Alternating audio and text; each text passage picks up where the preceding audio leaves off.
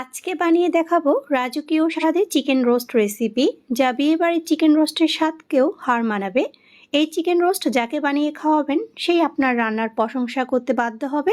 Chicken roast তৈরি করার জন্য আমি প্রথমে একটা ব্লেন্ডারে জগে নিয়ে নিচ্ছি হাফ কাপ পরিমাণ পেঁয়াজ কুচি, দিয়ে দিচ্ছি স্বাদমতো কাঁচামরিচ ফালি।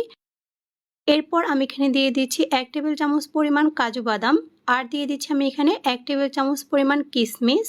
এরপর দিয়ে দিচ্ছি 1/3 কাপ পরিমাণ টক দই, দিয়ে দিচ্ছি 2 টেবিল চামচ পরিমাণ পানি। এখন সবকিছুকে একসঙ্গে ভালো করে ব্লেন্ড করে নিব।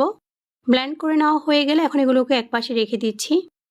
চিকেন রোস্ট তৈরি করার জন্য আমি এখানে নিয়েছি রাঁধুনি রেডি মিক্স রোস্ট মশলা। আপনারা চাইলে যে কোনো ব্র্যান্ডের মশলা এখানে ইউজ করতে পারবেন। এরপর আমি এটাকে পানি দিয়ে ভালো করে মিশিয়ে নিব। আর এইভাবে মশলাটাকে মিশিয়ে নিয়ে তারপর রোস্টটাকে রান্না করলে কিন্তু রোস্টটা খেতে বেশি ভালো লাগে। এরপর এটাকেও একপাশে রেখে দিচ্ছি। রোস্ট তৈরি করার জন্য আমি এখানে নিয়েছি 6 পিস মুরগির মাংস, আর আমি এগুলোকে পরিষ্কার করে ধুয়ে নিয়েছি। এরপর আমি এর মধ্যে দিয়ে দিচ্ছি স্বাদ মতো লবণ, দিয়ে দিচ্ছি সামান্য একটু লাল মরিচের গুঁড়া, এতে করে রোস্টের কালারটা সুন্দর আসবে।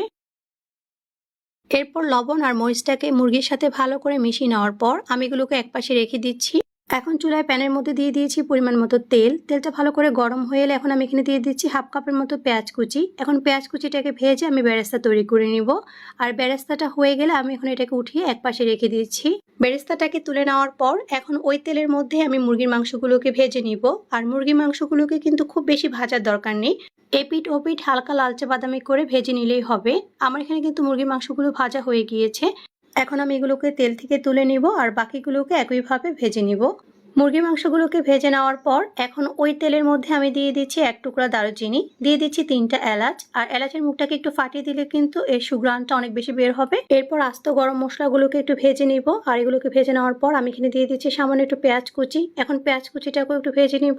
পেঁয়াজ কুচিটাকে ভেজে নেওয়ার পর আমি এখানে দিয়ে দিচ্ছি 2 চা চামচ পরিমাণ আদা ও রসুন বাটা। এখন আদা রসুন বাটাটাকে একটু ভালো করে কষিয়ে নিব যাতে করে কাঁচা গন্ধটা চলে যায়। আদা রসুন বাটাটাকে কষিয়ে নেওয়ার পর আমি এখানে ব্লেন্ড করে রাখা মিশ্রণটাকে দিয়ে দিচ্ছি, আর এটাকে দিয়ে এটাকেও মিশিয়ে নিব। আর এরপর আমি এখানে দিয়ে দিয়েছি ভিজিয়ে রাখা রোস্টের মশলাটা। এখন এটাকেও ভালো করে কষিয়ে নিব।